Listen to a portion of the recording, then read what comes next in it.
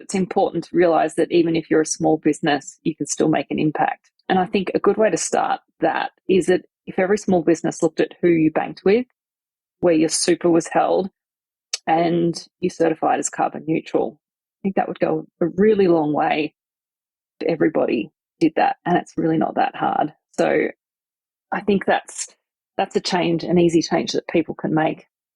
So I'm just passionate about trying to inspire others to do things like that, make those changes. And I think that running your business in the way that you want to run it and in the way that's aligned with your values will also make a big difference to your satisfaction in your career and as well as your client satisfaction. Welcome to Imprint, a podcast about creating a home and life you love. I'm Natalie Walton, an interior designer, stylist, and best-selling author focused on an holistic approach to homes. Each week, I'm sharing insights and interviews about the creative process to help you enhance both your interiors and well-being, as well as provide you with the tools and resources to make considered and sustainable choices with all that you create. Hello everyone, I'm very excited today to share an interview with Marnie Hawson, who is a photographer that many of you will know for her work in a range of publications around Australia and the world, including Dwell, Green, Habitus, Australian House and Garden, The Design Files, Real Living Magazine, Inside Out, and more and more. But over the past couple of years, she has taken the steps to become a purpose-first B Corp certified photographer, basically finding a way to increase the impact of those making a difference. Her clients work towards sustainable development goals, which is broadly broken up into two categories: sustainable architecture and any other project that directly aligns to the SDGs. And we talk about why she made that choice, what it has involved, the process. So if you are interested in maybe becoming B Corp certified as a service-based business, she says that it is possible, and she gives a bit of an insight into that process, as well as her passion for creating a off-grid home and conservation. I hope you enjoy our conversation as much as I did. Hi, Marnie. I am so excited to chat with you today. I love your work and what you do and your sort of mission, as it were, with your photography. But before we get into that, I'd like to kind of start at the beginning I'm always interested to learn about people's journeys, their childhood, if they were creative at all, if you had any inkling in the past about the journey that you were going to go on, that you're on now. So can you just share a little bit about where you grew up, whether you were creative as a child, and I guess that transition then to school and the interests that you had then as well? Well, hi, Natalie. It's lovely to be chatting with you today. It is my first podcast, so we'll do my best. But I suppose I grew up in Victoria on a small property, 11 acres of bush. I was never creative, I don't think. I don't feel creative now. I still think of myself as a scientist, which is a bit strange in the industry I'm in. But yeah, it was just, a very outdoor childhood. We weren't allowed to watch TV, or I always remember just being able to watch TV, once a week with Disney channels and things like that. We were always pushed to go outside, play, make cubbies, all of that kind of stuff. My mum was born on King Island, and we used to go over there every Easter to visit my grandparents. So there was a lot of outdoors there as well, which I say now is probably why I'm vegetarian, with all the things that I did over there with, crayfishing and shark fishing and all these things like that. So very outdoors childhood. But I used to read a lot of books as a kid. But I don't ever really remember myself being super creative. Okay, well, it's going to be interesting to find out how that came about then. So you say you are from a science background. Was that your passion when you were in high school and then sort of going on to further study, I presume? I don't think so. I remember it being more that I couldn't decide what to do at uni, so I decided to do a science degree that was, a general degree, and I could decide later. So yeah, not through school. I mean, I always did biology and sciences and maths and things like that, but um, yeah, maybe it was the love of outdoors and animals and zoology, and that led me into environmental science at Melbourne Uni. And then I did a honours degree in zoology there as well. So I've got a degree in an honours degree in sexually transmitted diseases in birds. And I've never really used that in my career. Funny that. I do have a published It's scientific okay. paper on that. There we go. There we go.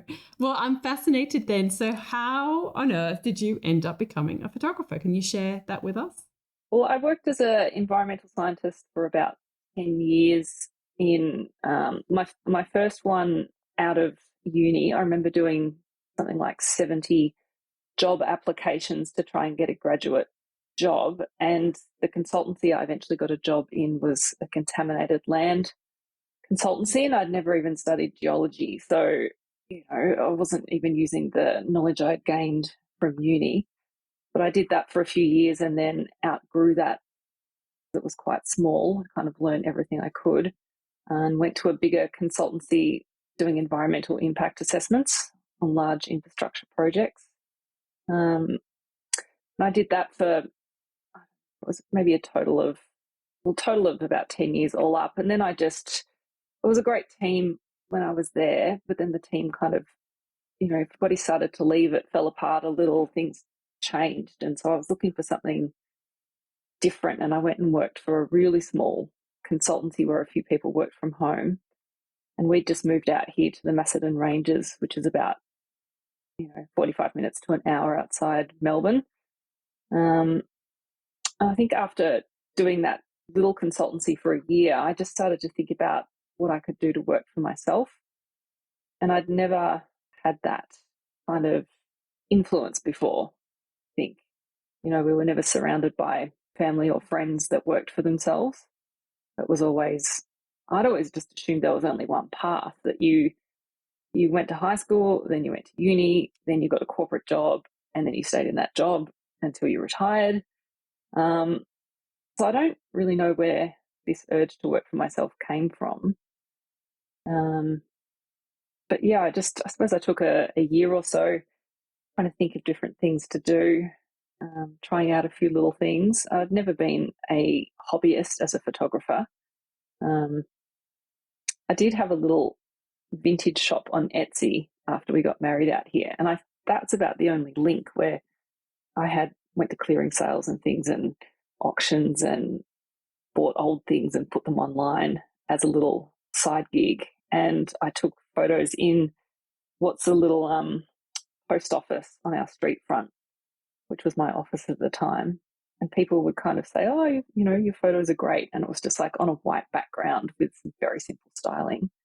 And I had no idea what I was doing with a camera. I think I had it on, if I had it on auto, or maybe I had it on manual, but with some particular settings I knew worked, but I didn't really understand them. And I think it kind of came from there.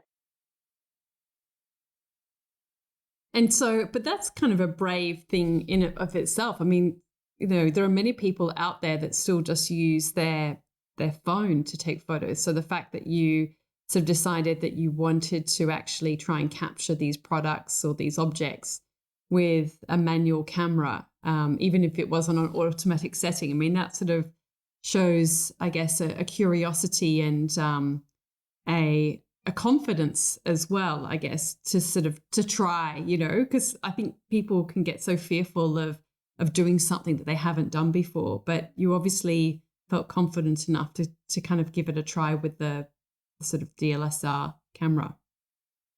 Yeah, I can't even remember what camera it was. Maybe it was like a little camera that I had used for travel. Maybe one of those tiny little like Sony ones initially. And then I think after a while I thought, photography could be, well, at first I thought I could never do it because there was too many people doing it and it was too hard to get into. But I'm a very scientific person, so I saw a photo that inspired me one day, and I don't know what it was. And I was like, you know what, I can do this. And so I just wrote a business plan, put my scientific mind to it. Like, how do you get clients when you don't have any clients? How do you build a portfolio? I interviewed all my or any friend that did anything to do with photography and just said, did you study yourself, or did you go, did you go to uni? Did you teach yourself on YouTube? What lenses they use, what cameras? And I just decided that I would teach myself because I'd already done so much study. I didn't want to go back and, people said that they study things like risk assessments in photography. And I was like, I don't want to go and repeat all of that stuff. I'll just fill in the gaps that I don't know, via YouTube, online, all of that kind of thing. So then I just approached it very, methodologically sound way, and the scientist in me. And so, how long ago was that approximately that you then started to sort of teach yourself photography? I think that was 2013 when I had the first idea, and then it probably took, a year or 6 months or so to then start getting clients.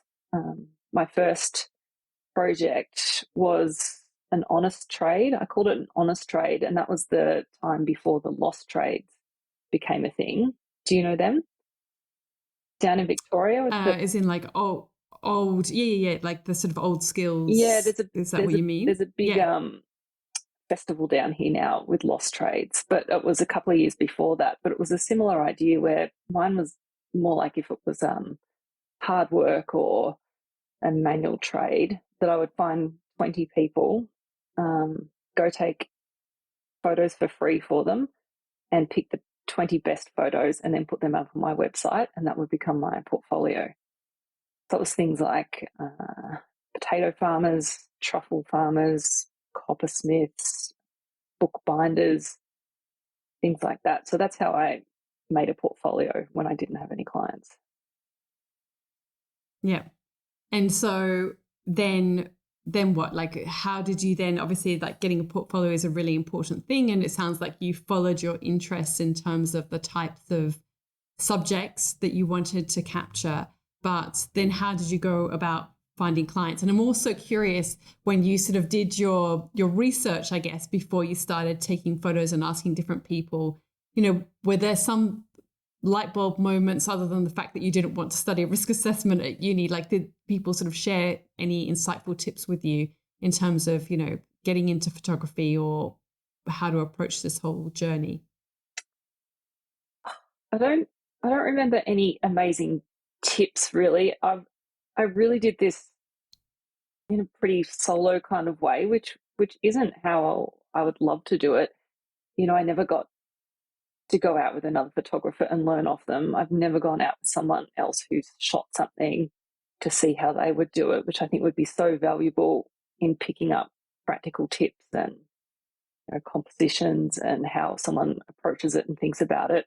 So it was just all completely self-learned, making my own mistakes, making up everything pretty much. But I think from making the portfolio, then I always did have in the back of my head as well that I could then pitch them to different magazines. Like, I don't know if that was pretty stupid that I'd only just started photography, and that was in my business plan, that if some of these shoots of these trades, fit certain creative magazines, then I could do that. And then that would be, a bit more reach and things like that. And I was lucky enough there was a magazine called Truve in America. Do you remember that? It only had a few. Yeah, it sounds familiar. Yeah, it was a beautiful magazine about creatives, and they published quite a few of them. And that was a good start. But the other way of getting clients was I did portfolio building shoots, and I paired with a stylist who was about the same amount of experience as me. And we just put together little half-day shoots or 2-hour shoots, things like that. A lot of it was product-based, like a little candle maker, or I think my first shoot was a green pressed juice. So it was just, saying that here I am, I don't really have any experience, so my rates are cheaper, so that, they had lower expectations, and I didn't get myself in over my head, I guess. And then it just grew from there. And did you enjoy the process once you started taking photos, or were you kind of so immersed in just getting the technical side things right that you didn't have that state of flow yet? I think I've always liked the process because it suits the way I think and how I like to work, in a sense that it's very methodological. You just book in your steps, you shoot, you edit, you deliver, the job's finished, you tick it off. There's a few more steps than that now, but I think it just suited the way I like to work. So I've always been very process driven, very detail orientated, and I really love the business side. So I never went into it as an outlet for creativity that I was aware of anyway. It was always about business and loving that side of it and building something successful. And I still love that. I will talk all day to anyone else about the business side of things or organizing people's files and processes and flows. So yeah, I love it. Okay, I can see. I know where I'm going to go with my next question, but but I guess first though I want to ask you. So with this 5-year plan that you wrote out, like what was your kind of goal where you wanted to be? Like, did you have an interest in a particular type of photography that you ultimately wanted to do? I know you spoke about shooting portraits. You've spoken about shooting product.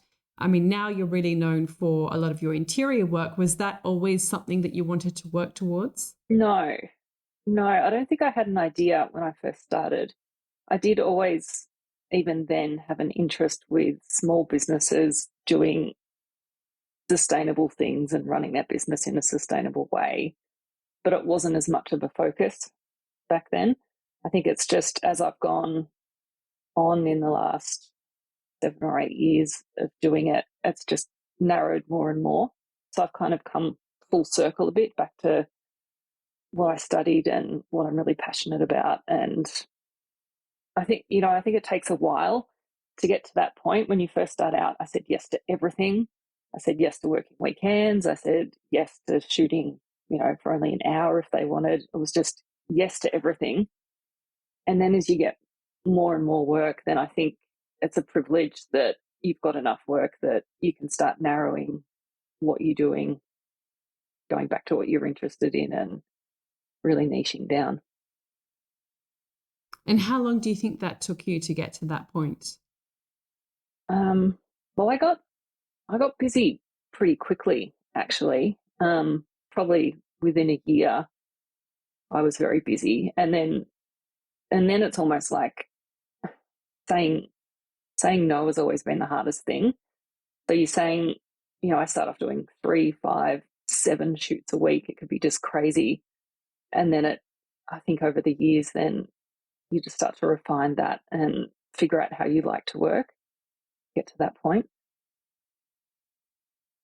And so how do you like to work? I mean, what's your kind of ideal situation now in terms of the number of shoots you do and your process? Can you share a little bit of an insight into that? Well, number of shoots I keep bringing back down.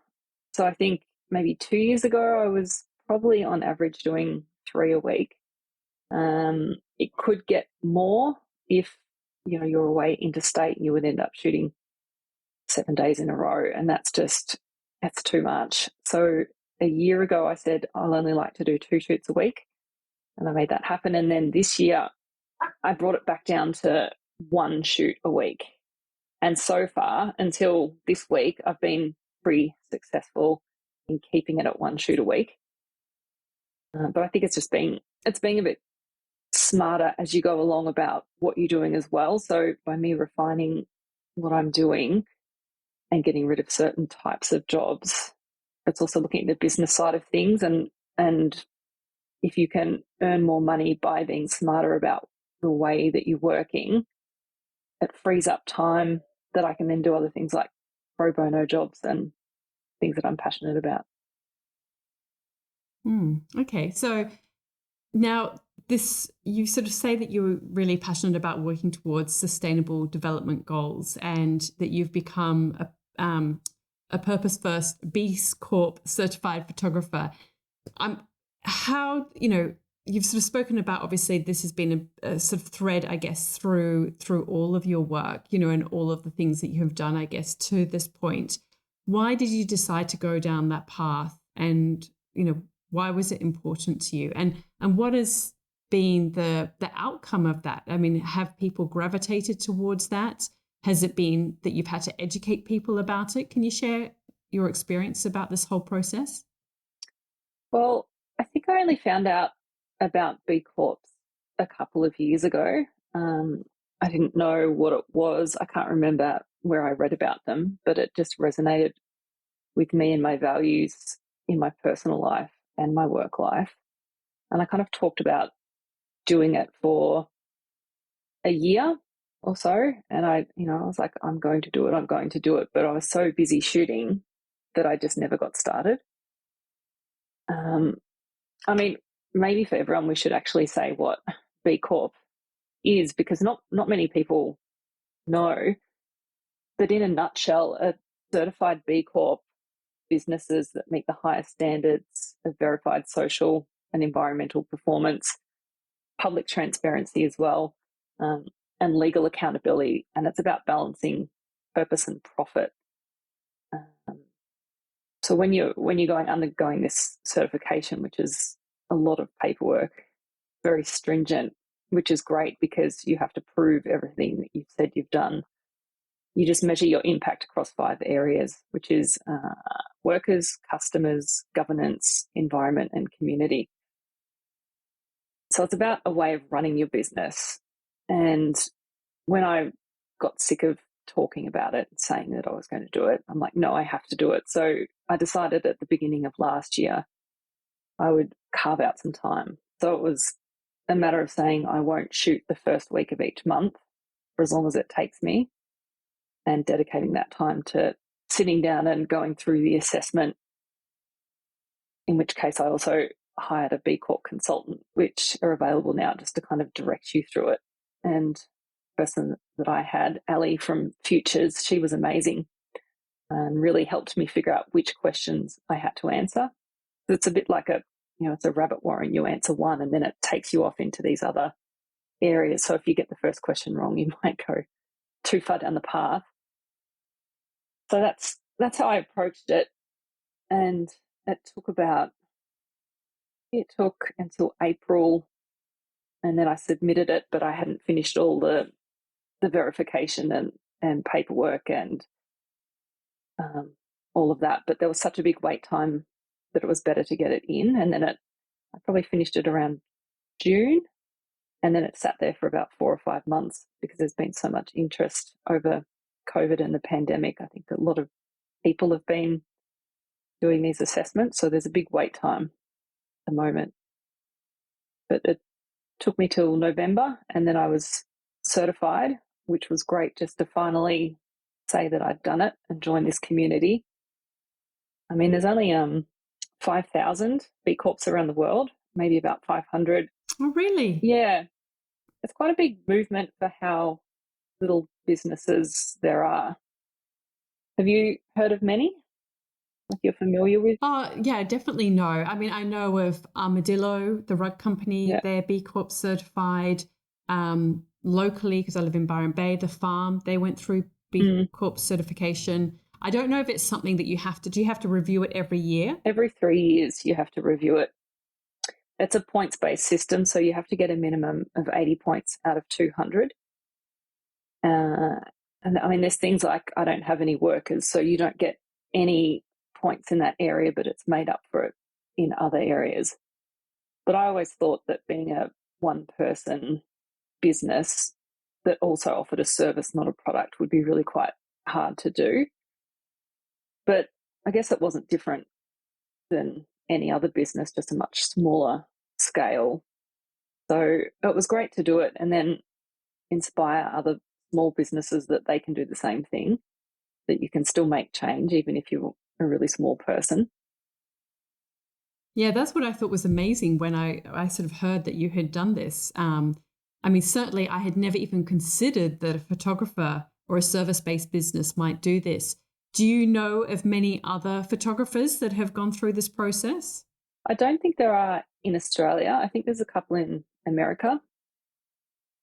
But I think it's just, I mean, B Corp is also a platform that anyone can run through the assessment just to get an idea of where they might stand on it and give them ideas about how they can improve their business, their impact. So it's very valuable just to run through the assessment yourself, and then you can decide later if you actually want to go through and do the certification as well. But I just And is there much? Sorry, no, go keep on. going. I was just curious. I mean, is there much of a financial commitment to do it? There's a certification fee that's based upon your revenue so for a small business, I feel like maybe it was about $1,000 to certify. But that's So it's not prohibitive. no, I don't think so. And that's also, I'm a member of 1% for the Planet, and things like your B Corp certification are included in that as well, which helps. Yeah. And so I guess I'm curious about this transition from going from taking any job that you could and, working like crazy to then being able to be more selective with the types of clients that you worked with. How did you navigate that transition? Yeah, maybe you can share a little bit about that to start off with. Well, it was going through the B Corp process was interesting because you have to write down about who your customers are. So I was trying to define what a purpose-driven client was to me, which I just realized it's not black and white at all. There's just so many shades of grey. So at that time I was working in so architecture and interiors, food, gardens, lifestyle, a bit of ethical fashion. So I was not trying to restrict what I did as much. It was more the clients that I was working with. So then I was trying to define what a purpose-driven client meant to me under each of those umbrellas. It's just so hard. If you're talking about someone that makes a product, how far back do you go? Do you look at their supply chain and how they're treating their workers and things like that? And it was doing my head in a little bit, but I managed to write something about what I thought these clients were, went through the B Corp process, got certified, redid my website in that process to kind of step this out. And then once I was certified, I don't know, I kind of had this revelation, and I was like, I need to just cut out some of the things that I do in order to focus on the things that really matter to me. And that's where the sustainable development goals came into it. I think just because they offer a platform to measure things against, because to define what a purpose-driven client means to you, you're almost looking at things like certifications or are they fair trade, etc., etc. So sustainable development goals gave me something to measure clients against. And then when I looked at sustainable architecture, they also measure up against a lot of the goals. So I just a matter of refining what I did and what I was really interested in doing, and what I wanted to shoot in the future. So then that just meant then I had to redo my whole website again and try and define that so that other people understood who I wanted to work with.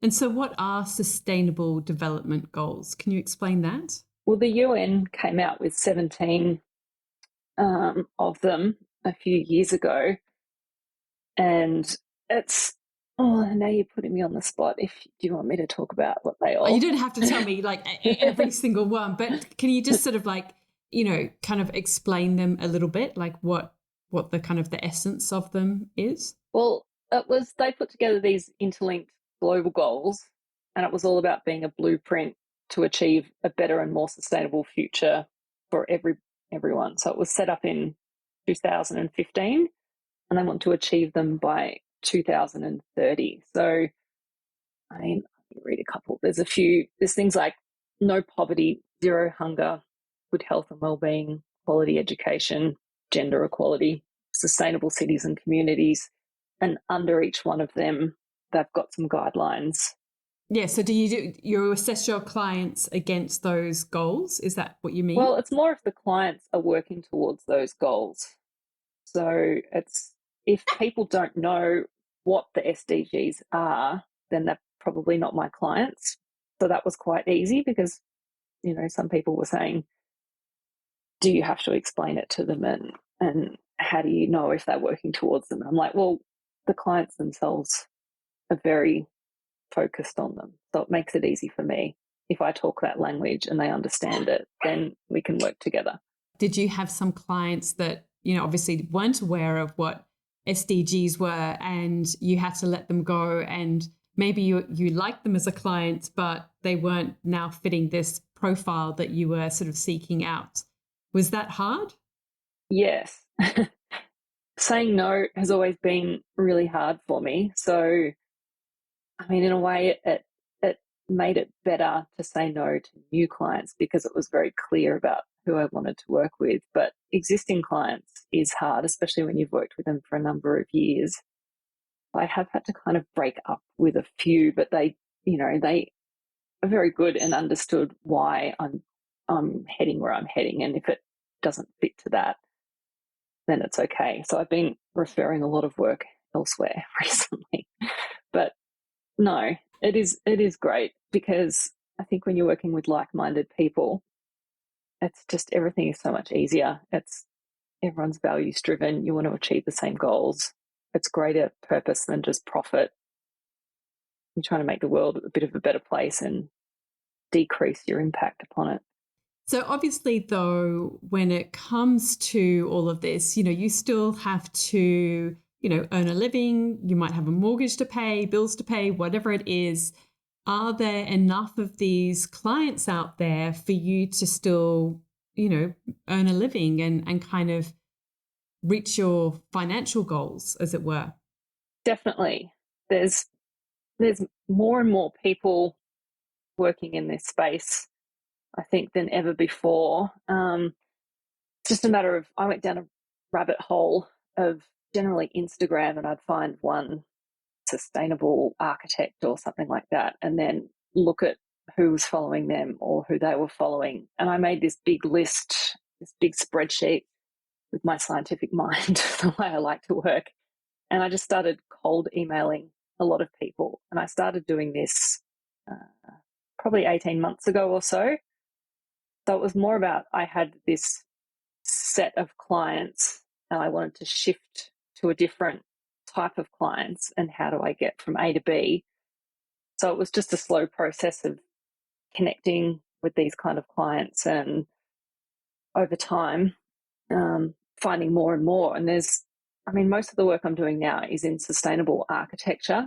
I would like to increase the amount of clients that I have that's working on the SDGs in a broader sense, non-profits and things like climate council or things like that. But at the moment, it's mostly sustainable architects. So yeah, I think there's a lot out there. There's a lot of these houses being built, and if you work in that field, you just know more and more people that are doing good things in that space. So it's narrowing. I think actually every time I narrow my focus with jobs or clients, I actually earn more that year than the previous year. So I think it's just about being smarter about what you're doing, getting different streams of income, especially over things like COVID.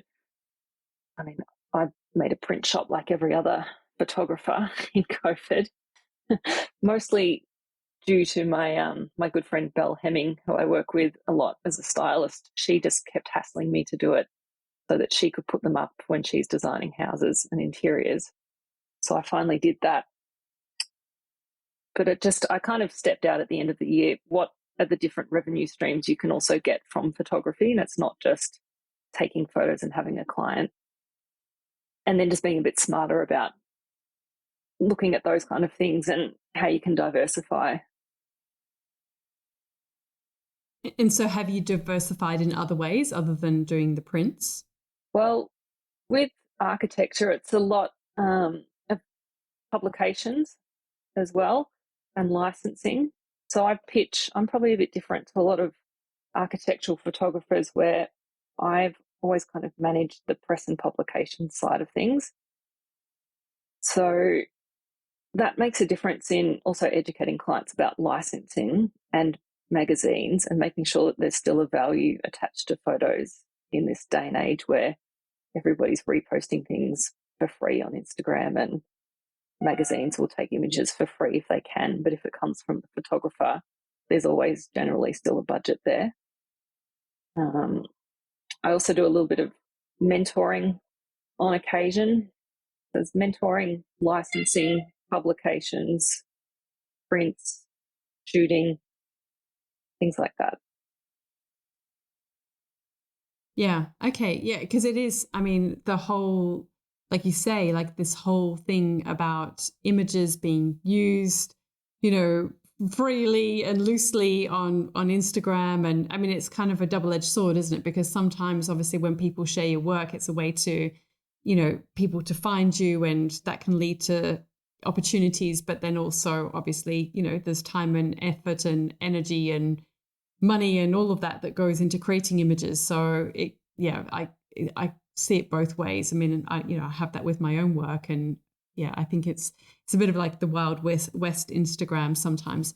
How about how you show up on Instagram? I mean, that's how I sort of learnt about your B Corp certification, and how important has that been for you and your growth as a photographer? I have always had a lot of work come from Instagram, but at the same time, I also kind of hate it because it's just, to me, it seems like I suppose it's another business chore that you've got to do. You do have to show up, but I really not good with writing. I hate writing the copy, but with what I do, it's all about my client and educating people about my client or what they're doing good in the world. So I have to put a lot of time and energy into thinking about the copy. So it's always something that I try and get ahead of. And I'm like, I have a marketing Monday day, and I'm always like, write 12 Instagram posts for the following weeks. And I never do it. Like, I just don't. And then it comes to like Tuesday night, and I'm like, I haven't done an Instagram post. And then I, fly by the seat of my pants. So it's not the best way of doing it. But it is a good platform to educate other people and inspire small businesses that they can also make these changes within that business, and it's not that hard. It's very achievable. So I think over the years it has changed, and tried to find my voice a bit more now about what I'm passionate about. But yeah, it's a lot of work. I try and stay off it a Yeah. lot of the time and not compare myself to others as well. I think there's so many amazing photographers out there that if you start to compare, it can get a bit much. Comparison is a thief of joy. I think that's very true. So I've always just tried to kind of stay in my own lane, do my own thing, and not worry about what other people are doing and comparing. But I see it more now as a platform to hopefully inspire other people to do similar things with sustainability in small business, B Corp journeys, things like that, and about the good work that my clients are doing. I'm very passionate about trying to show with these sustainable homes that they can be beautiful, that, they're high performing, good to live in, and get it out to the general public a bit more. So by putting my clients in editorial magazines, I think they'll get more of an understanding about what these homes are, and it's very different to what they probably were 30 years ago. Yeah, no, completely. I think it's I mean in that way that's how Instagram can be such a tool for good, as it were. Um, so now you say that you love process. So I'm going to pick your brain a little bit then about process and what strategies you use and because I love all of this, I can geek out on all of this as well. So Oh, let's have a bit of a I geeking love session. So, it.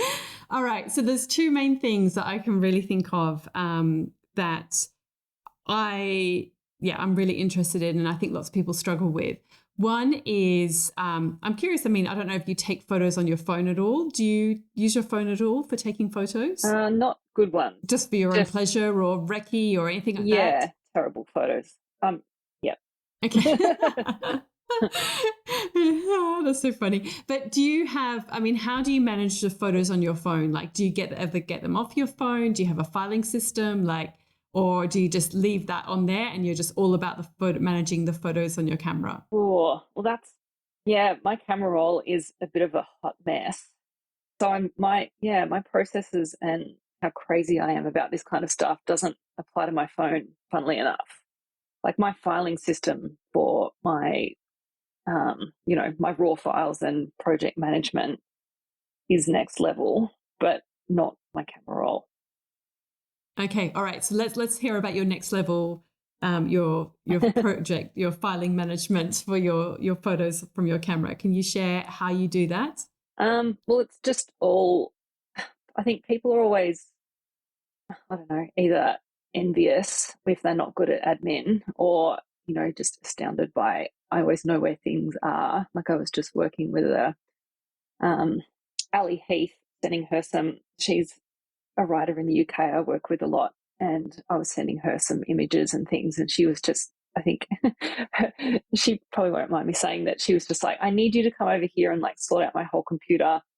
And I'm sending her things and I'm like, right, here it is, here it is, here it is. It's all easy. It's like I file things under a year, so I've got like a 2022 and then I've got a commercial and a personal folders. And then it's just per client. And then each one, there's, Lightroom catalog is one folder, RAWs are in another, photos with high and low res, proof sheets, licensing, recce. So it's just, I can find anything within, I don't know, 20 seconds. If you say, Marnie, find me this photo you did for this client in 2013, Dropbox, easy, done. Yeah. Yeah. And backup, my backup is very good. I probably have 5 or 6 kind of copies at any one time. So everything's with Dropbox with me except raw files. And then there's a really good program called Carbon Copy Cloner. Have you heard of that one? And that just, if you've got external hard drives that are used for backup as well, I plug them in after each shoot or once a week. Instead of you having to remember what your new files are and copy them over, you just set up a few rules and then all you do is plug in your hard drive and it just says, do you want to run it? And it will scan both folders that you've set up and look for any differences and just copy over the new ones. So that is it gets rid of any human error about copying. And there's also one called Backblaze, which I've started using this year, which just runs in the background and backs up anything on your computer. So that only works if you're storing the files on your actual computer. Okay. Yeah. I've got to ask you about Dropbox because personally, I don't know what it is with me. I don't find Dropbox very intuitive and it drives me nuts. So one is because it's always saying that I don't have enough storage. And that's even if people are sending me stuff and so I mean, I don't necessarily want to go and pay for storage for things that I don't even want to store. I don't know. I don't find it very intuitive. And in terms of the folders, like what works for you in terms of managing your Dropbox? Try and convert me because I'm really struggling with it. Well, you probably do have to pay for storage. That might be the first thing. I think I've got something, but yeah. But it's just, I don't know. It just always seems to be, and photographers share files with me and it's like, well, I'm not storing them. Like, I don't know. But anyway, go. How do you use Dropbox? Well, do you have it set up so it's on your binder, so all of your documents are just stored in there. So it's like it's like you're not using it any differently. Just everything is on your hard drive as it, instead of being in documents folder, it's just in a Dropbox and then documents folder. Does that make sense? The icon, yeah, the Yeah. So icon. Is that what you're it's talking really no about? Yeah. different to how you would store them on your computer anyway. It's just also in the cloud. So your file structure and Yeah. everything is the same. It's just backed up. Oh, And do you do it by year in Dropbox as well? yeah. Yep. So I don't have What happens any. if you can't remember what year you did a shoot though? I feel like, well, and then it's by name. So then you've got client name. So you can go and have a look, and it's generally pretty quick. But Search. yeah, I like to tell people that don't have things backed up. I'm like, I could throw my laptop in a river right now and I wouldn't lose anything. So everything is pretty Okay. much cloud based. I've got work through Gmail. I work with an amazing program called Notion. Have you heard of that one? Okay. No. It's it's probably How do you? very similar to other ones like Asana, and Okay. I've never used them, but this one I've just developed. It's a free. I'm only using the free system, and that's what I do all my client management on. So I have very comprehensive tables and things in there of all upcoming jobs, waiting for publication, not yet scheduled, things like that. And then just a big brain dump of everything else. You can just make different pages that you can put anything on. Because I think I have such a terrible memory, everything's done online. Like I have a to-do, I use todoist.com, which is just a to-do list, and Notion, Gmail, calendars, everything. My memory is so terrible. It all has to be documented online. How do you spell Notion? Is it like ocean with an N in front? No, just N. Or is it Notion? It's like Yep, Otion. correct.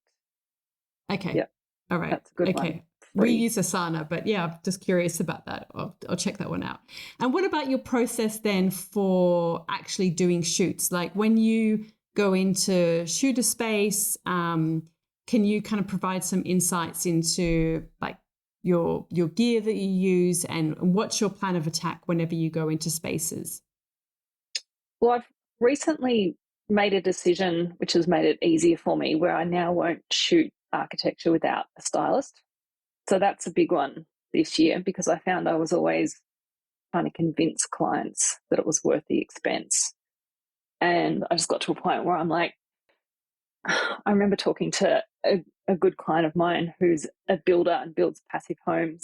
And he wasn't quite understanding. And I'd seen an Instagram post of his about insulating a slab, I think it was, and a new technique. I was like, if you had found this, way that makes the end product better for your client, would you ever go back to not doing it?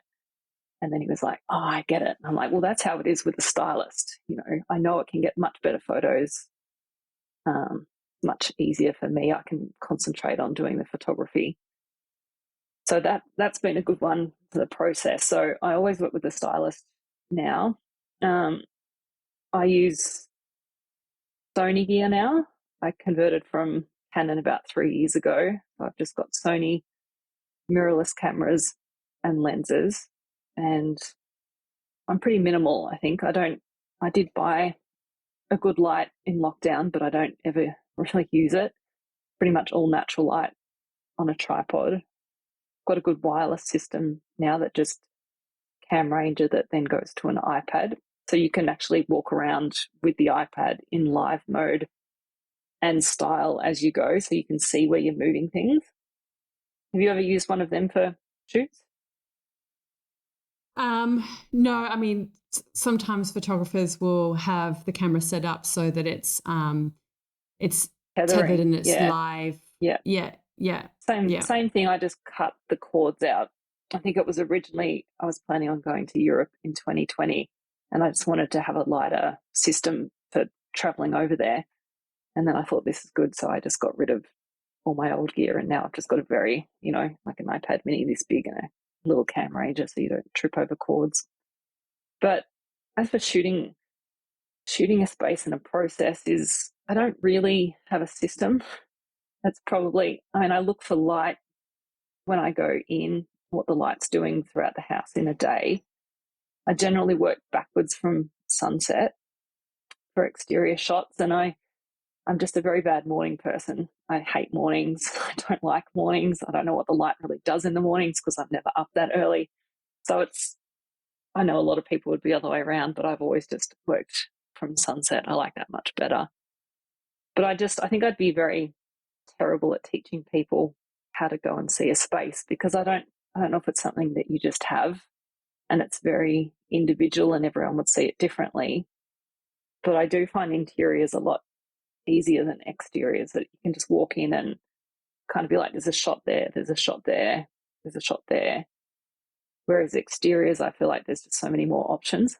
So I end up just doing, laps of a house in the right light, shooting madly, whereas inside, I can just see a shot very easily. Yeah, I know, definitely. I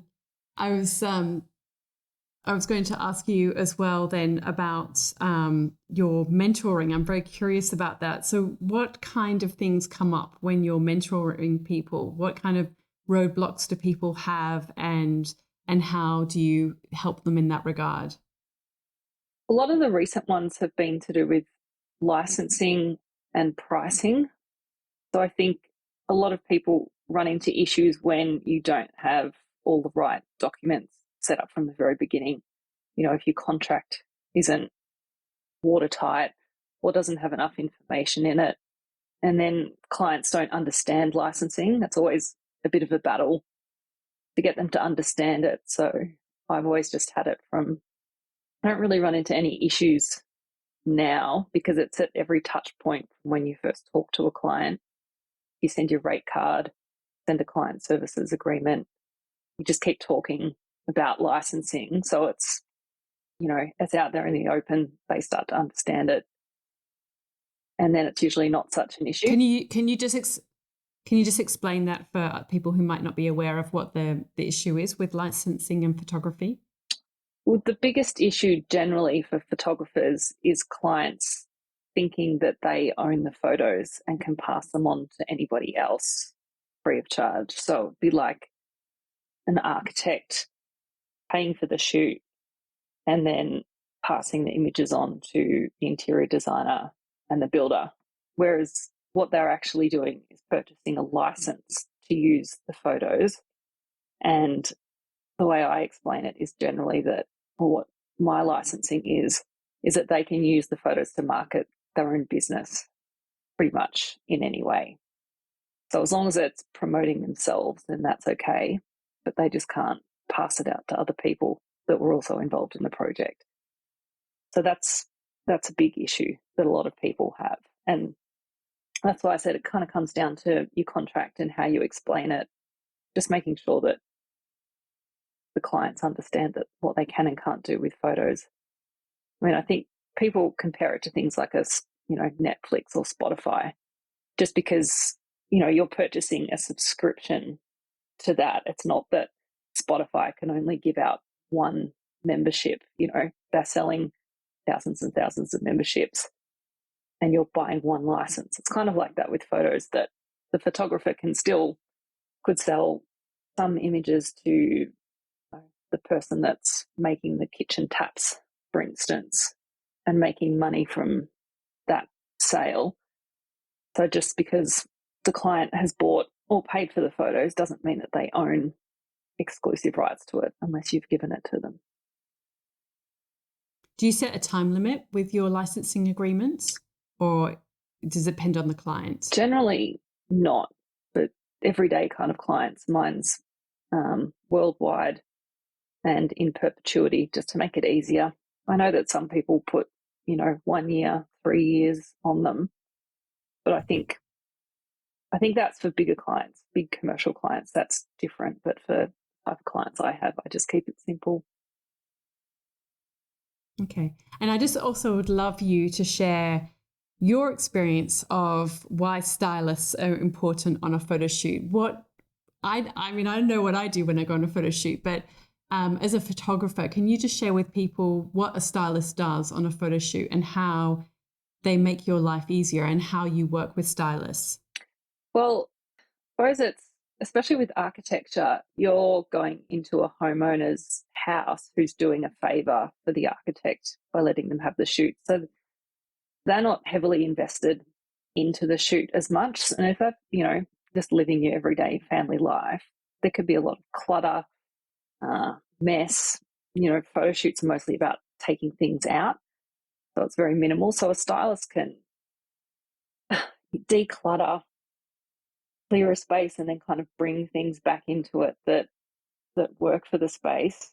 Belle, who I work a lot with, and says, she's like, you don't even need me on this shoot, the house is amazing. And then she works nonstop for 8 hours getting things ready for me. And I'm like, there's so much still to do.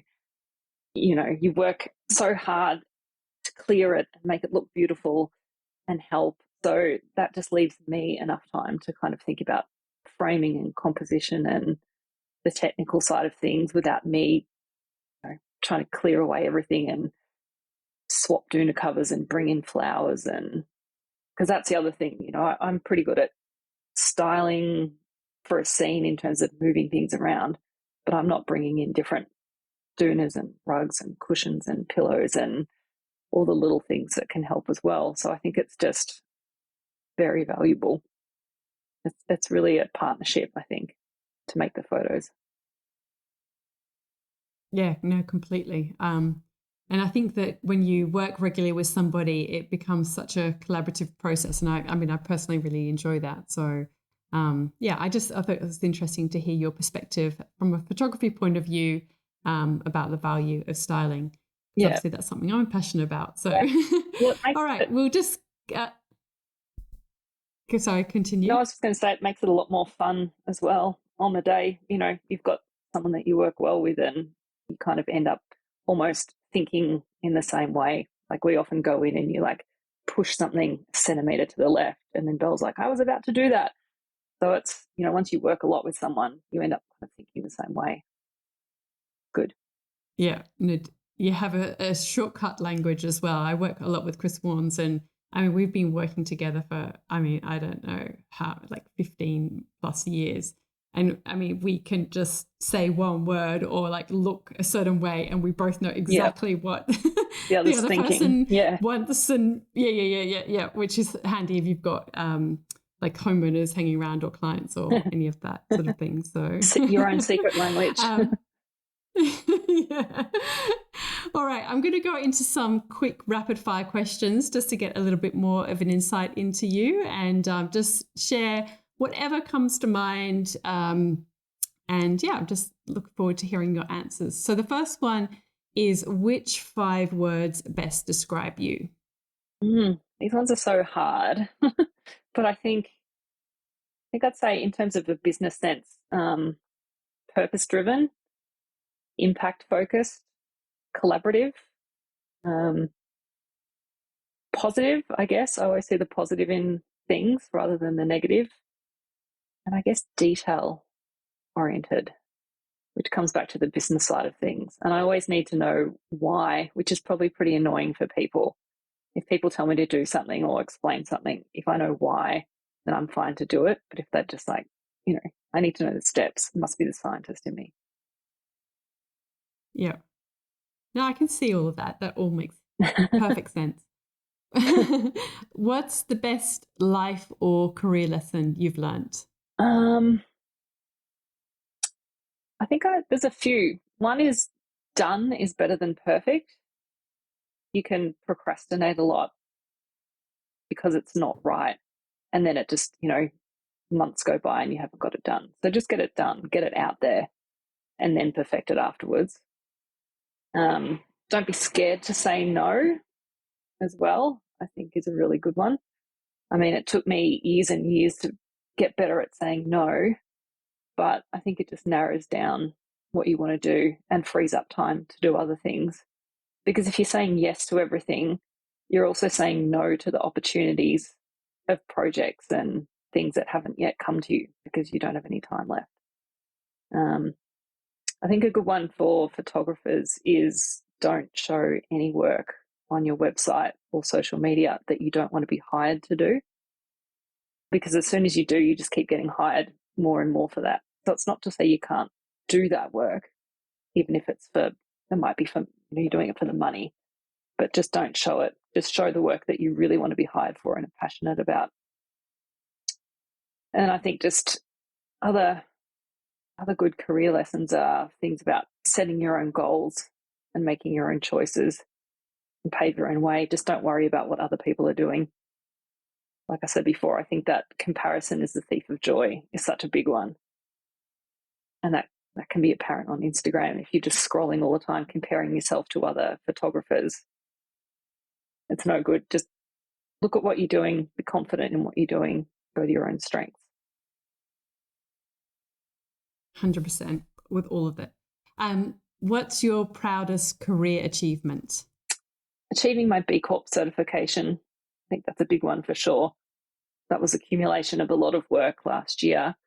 And it just defines how I want to use business as a force for good now. So it's great to be part of that community. And I think everyone else shouldn't be afraid of going through that process as well. It doesn't matter how little you are. You can still achieve it, change your business. I had a great interview with someone from Pro Bono Australia who was asking me about that very thing, being a small service-based business and what that meant to be a B Corp. And it just kind of turned it around by the end of the interview. She was talking about how she always thought it wasn't possible. And she'd even set up a website with these purpose-driven clients that she wanted to work with. And then I just got super excited about encouraging her to go for it. And, by the end of it, she was like, well, I can do this. I've always thought I couldn't, but I really can and work with the kind of people I want to and become part of that community. And that's what I'm very passionate about now. So I think definitely B Corp has been a great achievement last year. Yeah. Now, this might be the same answer, but I will ask it anyway because maybe it's something else. What's been your best decision? I think to start my own business and work for myself and, to not be afraid of switching careers. I think that's a great one. Definitely. I couldn't go back to working in the corporate world anymore. Best decision. And to marry my husband. That's nice. Who inspires you? I think whenever anyone asks me this, I never really have a specific name, but I think it's the type of person that I'm inspired by. I'm very inspired by people that are running purpose-driven businesses and how they run that business. So I think anyone that's a B Corp is very inspirational to me.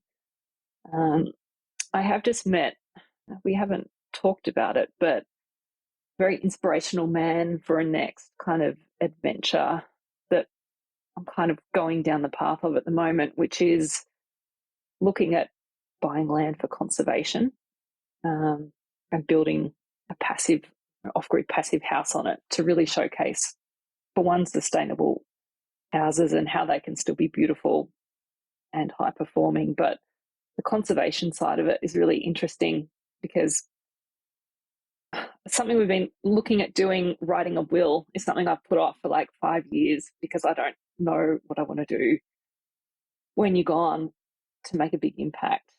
And we don't have kids, so it's not like we don't want to just leave everything to whatever. And I was looking for a higher purpose. So it came down to a thing of just thinking about what you could do and buying land for conservation purposes and leaving that behind. So we're looking at doing that now in our lifetime, things like setting up non-profits, learning about things like community trusts and lifelong tenancies and how you can still help people into home ownership, but also conserve the land. It's very interesting. So it's a very inspiring person we've just met who's going to help us along on that journey. Wow, I love that. That's amazing. Yeah, I think it's the start of a long journey into that, but it's pretty exciting at the moment to meet him and see what he can teach us. Yeah, no, definitely. Another question which you might have already answered, but maybe you've got a slightly different perspective or spin on it. What are you passionate about? I think that, yeah, just reinforcing what we talked about before, that it's important to realize that even if you're a small business, you can still make an impact. And I think a good way to start that is that if every small business looked at who you banked with, where your super was held, and you certified as carbon neutral, I think that would go a really long way if everybody did that. And it's really not that hard. So I think that's a change, an easy change that people can make. So I'm just passionate about trying to inspire others to do things like that, make those changes. And I think that running your business in the way that you want to run it and in a way that's aligned with your values will also make a big difference to your satisfaction in your career and as well as your client satisfaction. Yeah, yeah. No, it's all working towards some kind of greater cause, isn't it? Yeah. Completely. What dream do you still want to fulfill? I think the ones I just talked about creating a conservation nonprofit as a kind of a lifelong work, and also showcasing sustainable homes by building our own, showing that it can be beautiful, high performing, net zero, things like that. So it's kind of a personal project that can also be used to educate others and inspire. So that's the next steps to get out of our leaky 1890s weatherboard house and build something that really kind of fits to, all the things I'm shooting and I'm passionate about now. Do you think you'll document that journey, or you haven't thought that through No, yet? I think I will, but in a way that I haven't figured out yet, because I'd like to use ourselves as a bit of a case study for the conservation journey and how you go about that, and put it into kind of a step form that other people can follow. Because I've had a lot of people that, once you start talking about these kind of things, are very interested and say, I'd love to hear more. And once I understand what the steps are, I think that comes back to how I think about things, that if you just break them down into bite-sized chunks, it's very easy to achieve. So once I figure that out, might be something that I put together that's kind of a case study or a model that other people can follow if they want. Certainly could be a course or a program. Yeah, I've just started thinking about it, how it could, rather than just be for, my next steps and adventure and journey, that it can also be something that you can help others realize by understanding how you go about doing it. So that's something to think about. Yeah, no, definitely. So what are you reading at the moment? I have a lot of half-read books on my Kindle at the moment. There's things like some Passive House technical guides I just started reading. I have field guides about birds. I've started being very interested in looking at birds, but I just I'm not very good at identifying them. I did just read a book called Songbirds by Christy Lefderry, I think. That was a great one. And then I've got things like business books. Some of Seth Godin's This Is Marketing. There's one, Arthur Brooks, From Strength to Strength. And there's one that somebody just recommended to me called Range, which is about how generalists triumph in a specialized world. I'm keen to get stuck into that because I've always thought I've always been a generalist until now, maybe, where I'm just becoming more of a specialist by niching. So, yeah. Interesting. I haven't heard that one. Yeah. I love listening to Seth Godin's books on Audible. I don't know if you've ever listened to his books, but if I have long car trips, I really enjoy listening to him. Yeah, I feel I should, because I listen to a lot more podcasts than I probably read business books. So it'd be good to merge the two. Yeah. Well, that was my next question. What are you listening to? So what are some of the podcasts that you enjoy listening to? I listen to a lot of business podcasts, kind of economics and money and science ones. I did do a little blog post on some of these. So I've got things like I always listen to Planet Money, NPR, Okay. and The Indicator. There's one called The Journal. These ones are American. There's one that's called The Passive Income Project by some Aussie guys. And then there's ones like, you would know, One Wild Ride with Prue Chapman up Yeah, your yeah, way. yeah. She interviews a lot of Yeah. incredible humans doing great things in the purpose-driven space. How I Work. Have you heard of that one? That's Amanda. God, hang on, I'm going to have to tell you now. Amantha Imber, and she's in Melbourne. And she has great Okay. podcasts about interviewing how people work and very process-driven and productivity tips and Yeah. efficiency. Yeah. I think I know the one you Yeah. mean. Yep. And then there's a couple of good climate ones as well. There's one called How to Save a Planet that's, it's quite funny in a way and just very approachable. That's by Gimlet Media. That's a great one. And there's another one called A Positive Climate, which is also a great podcast. So yeah, it's a real mix. Okay. No, I'm going to definitely check some of those ones out. Thank you. And finally, what piece of advice would you give to your younger self? I think about career and not worrying if it's not a linear career. You don't have to stay in the one job for your whole profession. And that's how I grew up thinking. But now I think that the skills you gain from one job or working in one area help you in another, and career switching is okay. I think there'll be more and more of it happening. You see it a lot now. I think people leaving the corporate world and deciding to work for themselves or deciding to work less. So I think, yeah, it's not just one path. Do what makes you happy. Yeah, no, completely. Well, thank you so much, Marnie. I have really enjoyed learning more about your story, about your purpose-driven work, about your B Corp process and your processes. So yeah, I really appreciate your time. Thank you so much. It's been lovely chatting. Thanks, Natalie. All of the links and info for this episode are at nataliewalton.com/podcast. Don't forget to subscribe so that you can get a direct download of the latest episode. And I really appreciate when you take a minute to rate and review, as well as share the love with someone you know who might benefit from this episode, or on social media. If you'd like to access a range of free resources, come visit my website, nataliewalton.com. Thank you to Jaeger Media for producing this podcast. And I would also like to acknowledge the people of the Bundjalung Nation where it was recorded, and pay my respects to elders past, present, and emerging. I look forward to connecting again soon. I'm Natalie Walton, and you've been listening to Imprint.